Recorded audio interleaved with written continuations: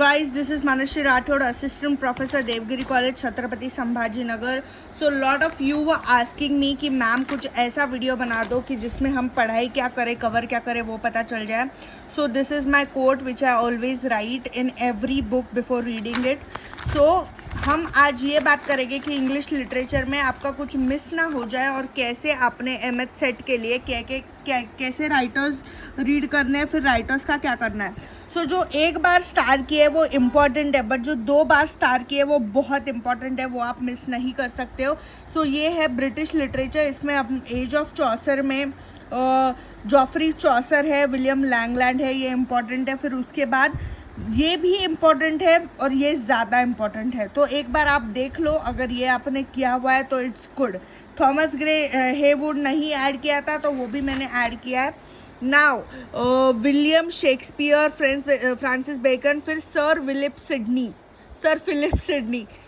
Most of the questions भरमार में इस सर फिलिप सिडनी से पूछे जाते हैं, इसलिए हम इसको जाने नहीं दे सकते. रॉबर्ट ग्रीन की भी पोएम्स की लाइंस आती है, इसलिए हम वो रखते हैं. ऊपर से रॉबर्ट बर्स्ट भी आ जाते हैं. फिर उसके बाद जॉन ड्राइडन को भी हम मिस नहीं कर सकते हैं. थॉमस ग्रे इधर लिखा नहीं था, मैंने ऐड कर दिया है.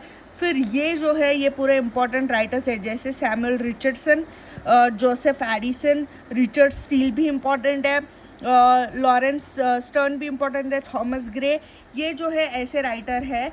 विलियम कूपर ये कवेलियर के फादर है. फिर उसके बाद ST. Coleridge very very important, William Wordsworth very important, and Robert Southgate, Jane Austen. ये पूरे मैंने ऐसे स्टार किए हैं. इसका आप स्क्रीनशॉट निकाल सकते हो और फिर उस हिसाब से पढ़ाई कर सकते हो. टेरी ईगल्टन भी बहुत इम्पॉर्टेंट है, जोसेफ कॉनराड, फिर उसके बाद जी.बी. शॉ, फिर उसके बाद Lord Alfred Tennyson very important, Robert Browning very important, Thomas Love Peacock very important. Okay, so ये जो वॉयलेट से भी किया है ये भी इम्पॉर्टेंट है. ये देख के तुम पढ़ाई स्टार्ट कर दो. ये हम पहले डिस्कस करेंगे क्या क्या इंपॉर्टेंट है. पॉल डे मॉन इम्पॉर्टेंट है. इंडियन लिटरेचर में भी मुल्कराज आनंद, आर.के. नारायण, और फिर जी.के. देसानी, और ये वेरी वेरी इंपॉर्टेंट नज़ीम ऐगल. ठीक है, तो अनीता देसाई भी इम्पॉर्टेंट है, गिरीश कर्नाड, कमला दास, ये सब हमारे चिन्हुआ अचोबे वेरी इंपॉर्टेंट, और सब ये आपको दिख रहे हैं. एना कैरेनिना भी बहुत इंपॉर्टेंट है अदर एशियंस राइटर्स में. एल्बर्ट कैमूस भी बहुत इंपॉर्टेंट है. सो ये था ऐसे. अब पढ़ना क्या है मैं वो बता देती हूँ और कैसे पढ़ना है सेट के लिए, पेपर 1 के लिए. सो सपोजिंग अभी हमने कौन सा ये खोल लिया है, ठीक है. अभी मैं आपको बताती हूँ कैसे पढ़ना है. So first tragedy of English literature कौन सी है, तो गॉर्बोडक. तो ये नोट्स में लिख लेना है. Also titled as Ferrex and Porrex, तो उसको ऐसे हैश करके फेरेक्स एंड फोरेक्स भी लिखना है, ऐसे ही लिखना है और वो याद रखना है, क्योंकि क्वेश्चन ऐसा पूछ सकते हैं कि Ferrex and Porrex often referred as, तो तुमको गॉर्बोडक आना चाहिए. ठीक है. फिर उसके बाद आता है कि ये 5 एक्ट्स में रिटन है, उसमें 3 एक्ट्स बाय थॉमस नॉर्दन है और लास्ट 2 थॉमस सैकविल.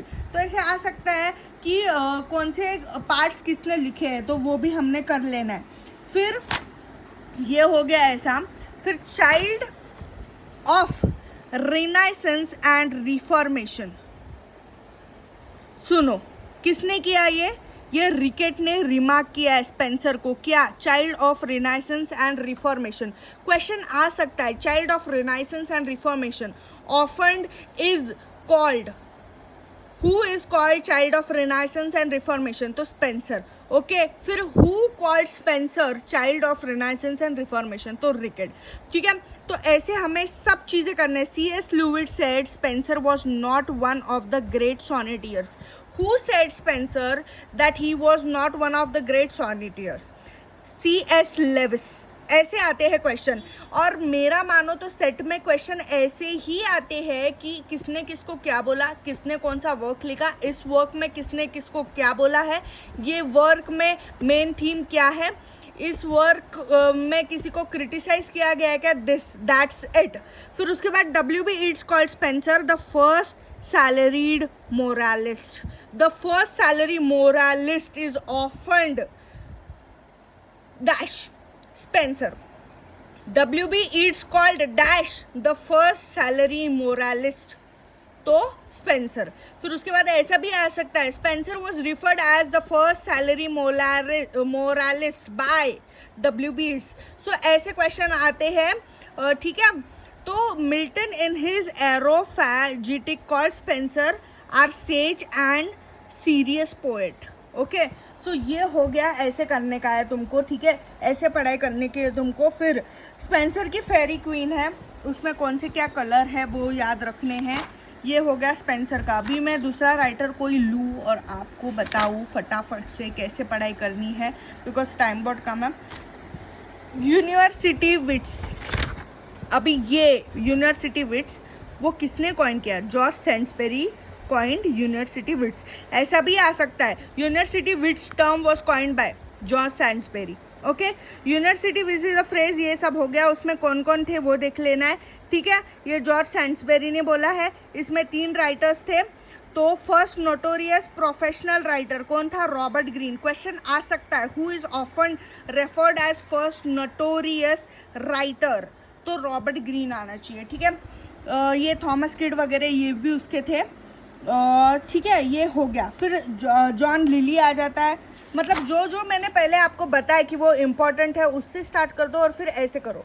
तो स्टेज पे फर्स्ट पब्लिश पैस्टोरियल किसने? तो अपने इसने जॉन लिली ने फर्स्ट पब्लिश किया, कौन सा? पैस्टोरल प्ले, ठीक है, स्टेज प्ले। और स्टेज प्ले कौन सा था? फर्स्ट द मेड्स मेटामॉर्फोसिस, ये स्टेज प्ले था फर्स्ट, ठीक है। तो ऐसे तुमको थोड़ी थोड़ी चीज़ें याद रखनी पड़ेगी, जो जो इम्पोर्टेंट राइटर है उसके। और फिर आता है रॉबर्ट ग्रीन, ठीक है। तो फिर ये पूरे वर्क्स दिए हुए हैं और फिर उनके अदर वर्क्स दिए हुए हैं, प्लेस ऑफ ग्रीस दिए हुए हैं। फिर उसके बाद बहुत सारी चीज़ें रहती है जो हमको करनी पड़ती है, बस यही करना पड़ता है किसने किसको क्या बोला। फर्स्ट प्ले क्या है, ओपनिंग लाइन क्या है पोएम की, एंडिंग लाइन क्या है, ये पोएम की लाइन किस पोएम से आई है, ये राइटर किस पोएम का है, इस राइटर ने किसी की टीका की है क्या, क्रिटिसिज्म किया है क्या, बस यही पढ़ना होता है और यही ध्यान में रखना होता है। एंड आई थिंक काफ़ी हद तक, मतलब अगर तुम एलिमिनेशन मेथड से भी सेट का एग्ज़ाम छुड़ा सकते हो अगर तुम्हारी डीप स्टडी होगी तो, ठीक है। So, Essays of Elia was criticized by Robert Saudi in quarterly review entitled The Progress of Infidelity. Question ऐसा आ सकता है, Essays of Elia was often criticized in quarterly review which was also entitled as The Progress of Infidelity, ठीक है। या question ऐसे पूछ सकते हैं, Coleridge call lamp dash the general hearted lamp. Lamb wrote a letter of martyrdom to Coleridge. Dash letter was written to Coleridge by Lamb. तो कौन सा? मैट्रिसाइड, ठीक है। तो ऐसे क्वेश्चन आते हैं उल्टे सीधे करके, हमें बिल्कुल भी पैनिक नहीं होना है और बिल्कुल इजी है। तुमने नोट्स बना लिए, तुम्हारे पास बुक है तो रीड कर लो, हाईलाइट कर लो और वैसे तुम करो। लॉर्ड अल्फ्रेड टेनिसन भी बहुत इंपॉर्टेंट है, मैथ्यू अर्नोल्ड भी बहुत इंपॉर्टेंट है ना, ये बुक ही खुद में बहुत इंपॉर्टेंट है। This book is very nice, very important. अब अ म्यूजिक ऑफ आइडियाज़ किसने बोला? I.A. Richard called his poem to be an epic and coined phrase a music of ideas. Question आ सकता है, who coined the phrase a music of ideas? तो हमें ऐसा ना सब याद करना पड़ता है। फिर ये plays by Eliot, देखो T.S. Eliot, new criticism he called as lemon squeezer. He was associated with new criticism, he called it as lemon squeezer. Question आ सकता है, T.S. Eliot often called new criticism as lemon squeezer, ठीक है। फिर टीलियस Elliot के place दिए है, assess दिए हैं, वेस्टलैंड में क्या बोला है वो दिया है और वेस्टलैंड में उन्होंने बोला है म्यूजिक ऑफ आइडियाज़, ठीक है। द बरियल ऑफ डेथ दिए है, ऐसे चीज़ें हमें करनी पड़ती है, ओके। एंड इसमें इंडियन लिटरेचर भी है और काफ़ी कोई अलग अलग राइटर्स भी है, विलियम गोडलिंग आ गए उसमें, लॉर्ड अल्फ्रेड टेनिसन आ गए। So you have to prepare yourself for the best, ठीक है। अभी जैसे ये है Ann Radcliffe, representative of Gothic novel, ठीक है। ऐसा आ सकता है, who is often associated as representative of Gothic novel, तो एन रैडक्लिफ आना चाहिए, ठीक है। फिर उसका पूरा दिया है, फिर उसके मेजर वर्क्स दिए हैं। तो क्वेश्चन पूछ सकते हैं, the mysteries of Udolpho was published in तो 4 volumes. Who was the protagonist in mystery of Udolpho, तो एमिली एस टॉर्बट। तो ऐसे क्वेश्चन जो है घुमा फिरा के आते हैं, ज़्यादा डीप क्वेश्चन नहीं आते हैं सेट में कि कौन कैरेक्टर है, उसकी समरी क्या है। ज़्यादा से ज़्यादा तुम्हें थीम पूछ लेते हैं भाई, उसके बजाय ज़्यादा नहीं पूछ लेते। तो जॉन ड्राइडन है जो फादर ऑफ इंग्लिश क्रिटिसिज्म है, ठीक है। फिर उसके बाद उसको according to Dryden a poet is neither a teacher nor a bare imitator a photographer but a creator. Line आ सकती है, who often says that poet is neither a teacher nor a bare imitator photographer but a creator. तो तुमको दिमाग में आना चाहिए John Dryden, ठीक है। An essay of dramatic poesy was written in 166। ये कब? During the closure of London theatres. तो ऐसा भी क्वेश्चन आ सकता है भाई कि when were the closure of London theatres. तो तुमको दिमाग में आना चाहिए कि ये 166 168 ऐसे, ठीक है। फिर फैबल्स एंशिएंट एंड मॉडर्न, ये पूरे उसके वर्क्स है। Coleridge called the shaping spirit of imagination. John Dryden was also called dash by Coleridge the shaping spirit of imagination. तो ऐसे हमें जो है पढ़ाई करनी है, और पढ़ाई काफ़ी इजी है, और इजी ही है ये सोच के हमें पढ़ाई करने की है, फिर पढ़ाई जो है वो इजी ही होने वाली है। अभी जैसे Thomas Malory, so sir Thomas Malory was a English writer, the author and compiler of le Morte d'Arthur. और फिर उसके बाद फर्स्ट पब्लिश 1945, ऐसे फिर उन्होंने उसके बुक्स दिए। सो ऐसे अगर तुम करोगे ना, मुझे नहीं लगता तुम एग्ज़ाम में फेल हो पाओगे, ठीक है। So this is very important book which is very close to my heart. And यहाँ सोफोक्लस से लेके, एसिलस से लेके, आई ए रिचर्ड्स से लेके, फर्दिनांड दे सेसोर, जॉफ्री चॉसर से लेके ना, he was the first poet to be buried in Westminster Abbey known as poet corners. तो तुमको पूछा गया है ये क्वेश्चन, और इसी बुक में से पूछा गया है। सो जॉन गे मिल जाते हैं तुमको, ले हंट मिल जाते हैं, विलियम हैजलिट मिल जाता है, ओके। फिर तुमको उसके बाद चार्ल्स लैम्ब मिल जाते हैं। मतलब इतने सारे राइटर्स तुम्हें एक बुक में कवर मिल जाते हैं, और क्या चाहिए भाई तुमको। थॉमस दे क्वेंची पे मेरे एग्जाम पे क्वेश्चन आया था, यही क्वेश्चन आया था, ओपियम ईटर। तो confessions of an English opium eater, तो ये थॉमस पेंसन दे क्वेंच का था, ये मुझे याद है। And then Thomas Love Peacock, the 4 ages of poetry, उसमें फिर which provoke Shelley's famous defence of poetry. तो क्वेश्चन क्या पूछा जाता है कि the dash work provoke Shelley's famous defence of poetry. तो तुमको फिर याद करना पड़ता है कौन सा, तो थॉमस लव पीकॉक का द 4 एजेस ऑफ पोएट्री, ठीक है। तो 4 एजेस में age of gold, silver, brass and iron, तो उसमें उन्होंने अलग अलग एजेस को क्या बोला है वो भी याद करना पड़ता है। इन नाइटमेयर एबे ही सटायर्ड शेली एंड किड्स। सो ऐसा भी आ सकता है question, in Nightmare Abbey Thomas Love Peacock also satired Shelley and kids और ड्राइडन एंड दिस। तो तुमको सही वाला उत्तर टिक करके आना होता है, ठीक है।